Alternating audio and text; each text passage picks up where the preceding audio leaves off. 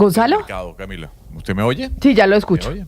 Perfecto. Dicen algunos, Camila, que es para manipular el mercado.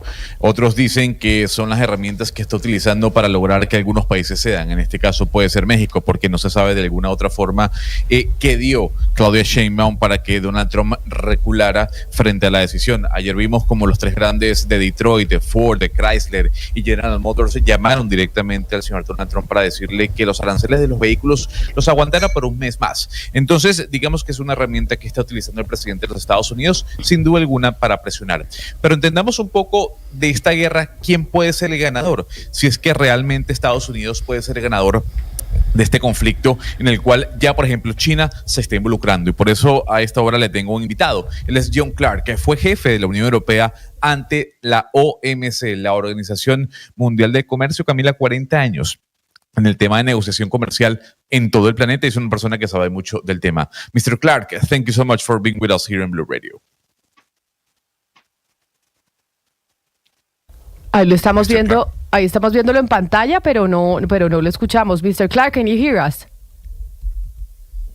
A ver si logramos, está congelado el video, y si logramos retomar la comunicación. Se congeló como los aranceles. Se congeló como los aranceles, pero ay, esos chistes de Lucas. Sí, pero mire una cosa. Yo me río fácilmente, tengo que decir. Pero lo que sí se pregunta uno, y es lo que tendrá que respondernos pues nuestro invitado experto, es si, por ejemplo, la Organización Mundial del Comercio puede hacer algo, porque pues evidentemente Estados Unidos, por más demandas que anunció incluso Canadá que iba a llevar a esa organización, señora, las medidas que estaba tomando Estados Unidos, pues sí pueden hacer algo, porque seguramente Estados Unidos no les va a hacer caso.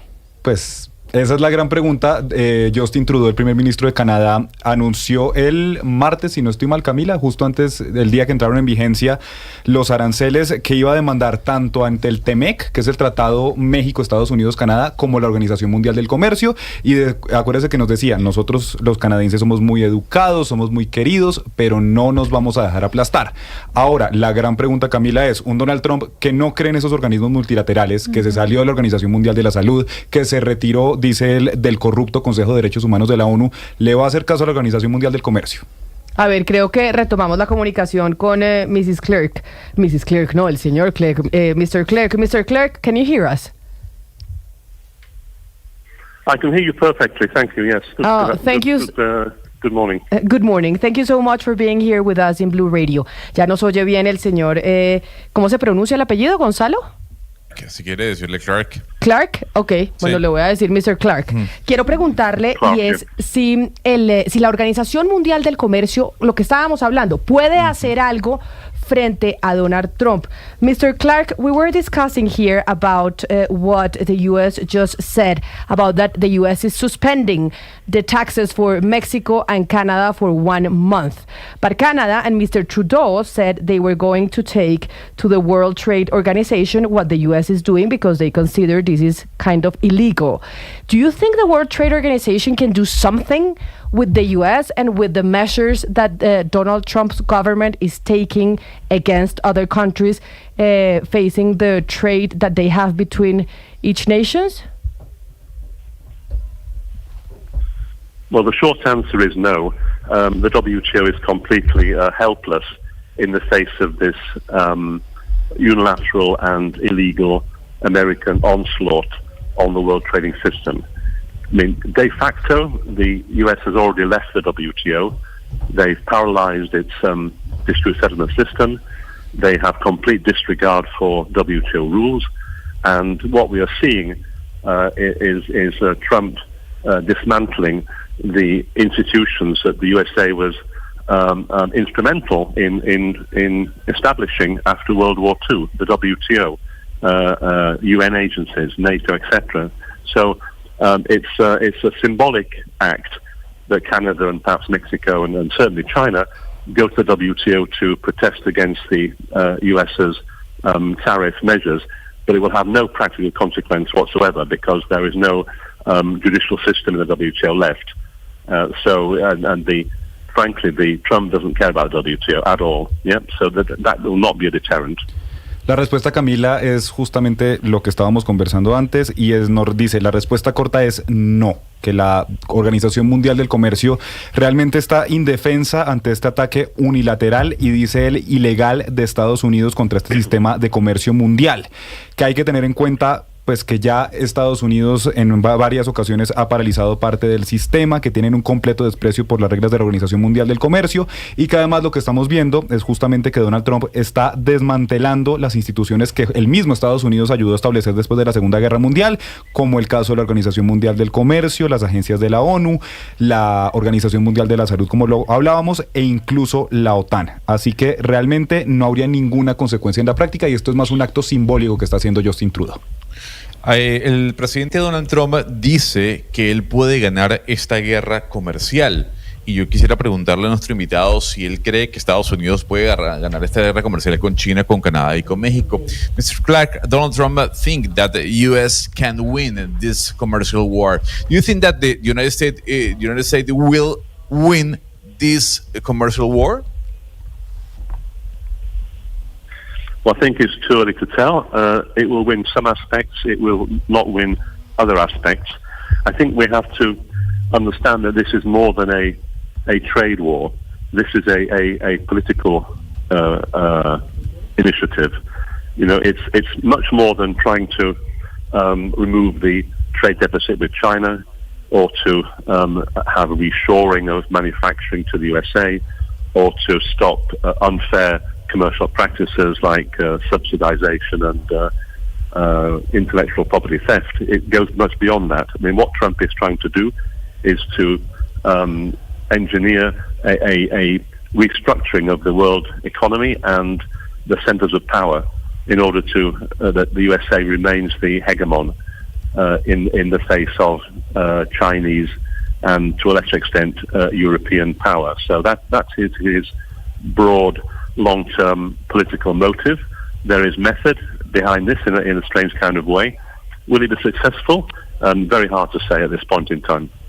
Nos dice Gonzalo que es muy temprano y muy rápido para saber si Estados Unidos puede ganar en esta guerra comercial a China, a Canadá y a México. Nos dice que sin duda ganará en algunas cosas, perderá en otras, pero que esto más que una guerra comercial es un tema político, que Donald Trump está buscando mucho más que eliminar el déficit comercial con China o realmente restablecer la producción en Estados Unidos, sino que lo que está buscando es diseñar una nueva estructura mundial donde en los centros de poder, pues Estados Unidos sigue siendo una potencia hegemónica frente a países como China y como Europa.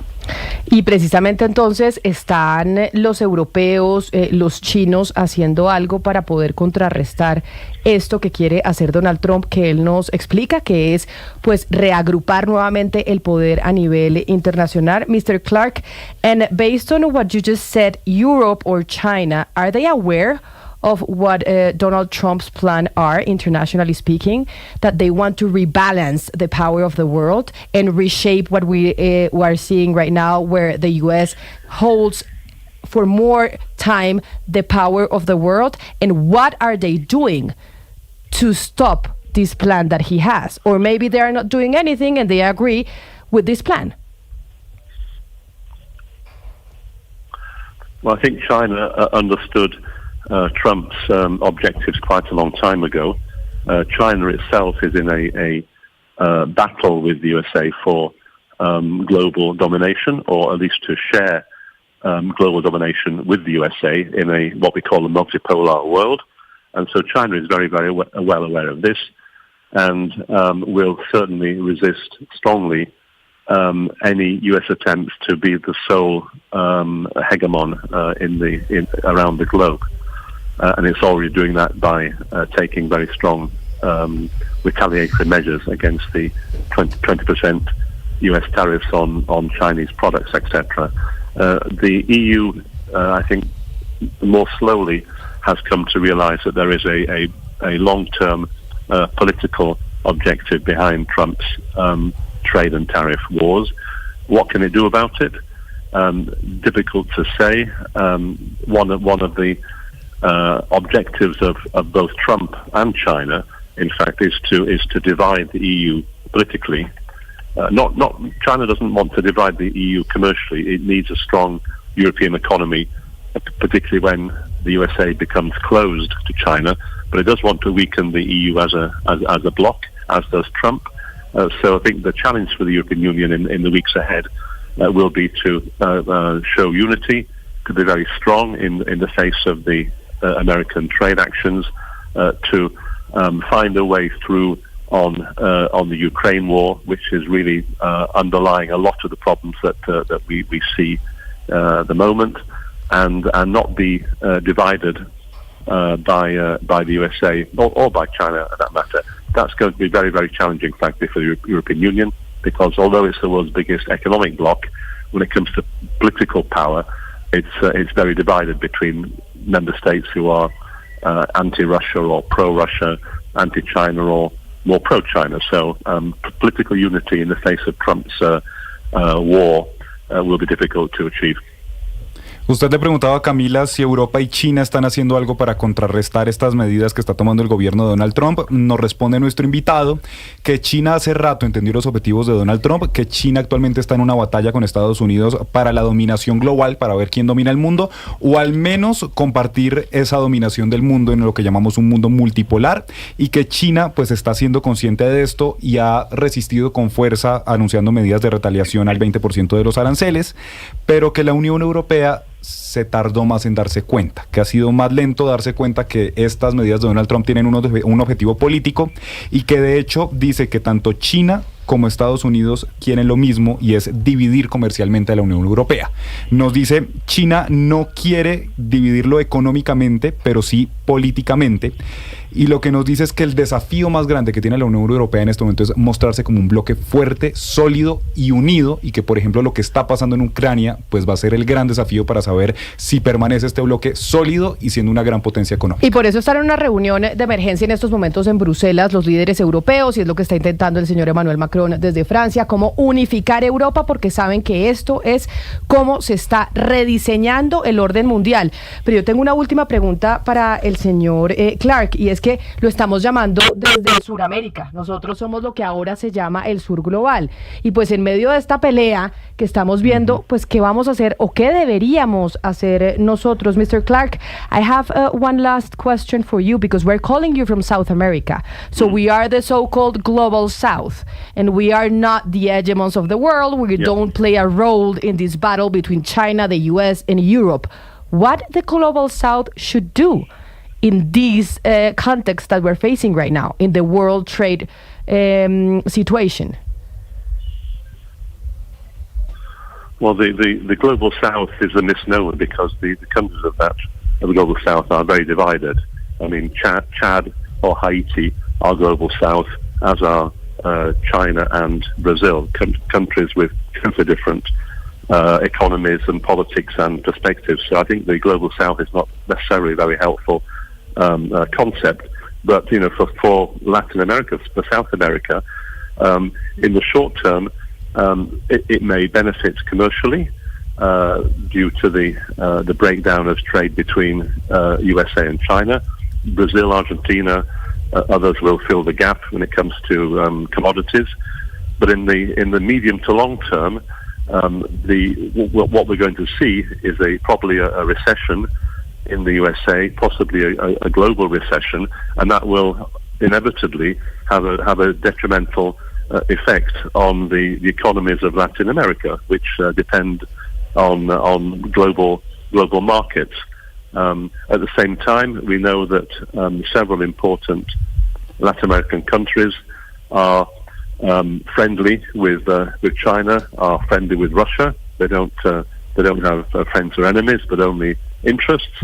And I think the best that we can hope is that the responsible members of the global South, and I like Brazil and India and Colombia, can on the international stage plead for caution, plead for unity, plead for respect for international institutions, which have been so important in the last 70 years in improving people's lives and bringing people out of poverty. I think that message must come loud and clear from the global South, which will be, as is always the case, one of the first to suffer if there's a major economic downturn.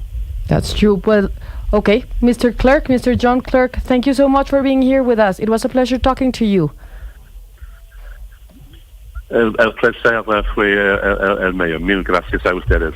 Mil gracias por su tiempo. Esta respuesta creo que es la más importante que nos dio el señor Clark sobre, bueno, y nosotros, Colombia, Latinoamérica, en medio de esta guerra que estamos viviendo y este nuevo orden mundial que quiere poner el presidente de los Estados Unidos, ¿qué? Usted le preguntaba a Camila por los países del sur global, nos dice que ese tal vez no es el concepto más adecuado porque tenemos países como Chad o como Haití metidos dentro del mismo grupo con China y con Brasil, ambos hacen parte del sur global. Pero ya refiriéndose específicamente a América Latina, nos dice que para América del Sur esta guerra comercial puede ser beneficiosa en el corto plazo debido a la ruptura justamente del comercio entre Estados Unidos y China, que países como Brasil y como Argentina pueden llenar ese vacío que se va a ir abriendo en las materias primas, pero que hay un punto donde si esto afecta grandemente a la economía de Estados Unidos, llevándola incluso a una recesión, pues terminamos todos sufriendo porque los países, sobre todo de Latinoamérica, pues dependemos de los mercados globales. Así que lo último que nos dice es que lo que deberíamos estar haciendo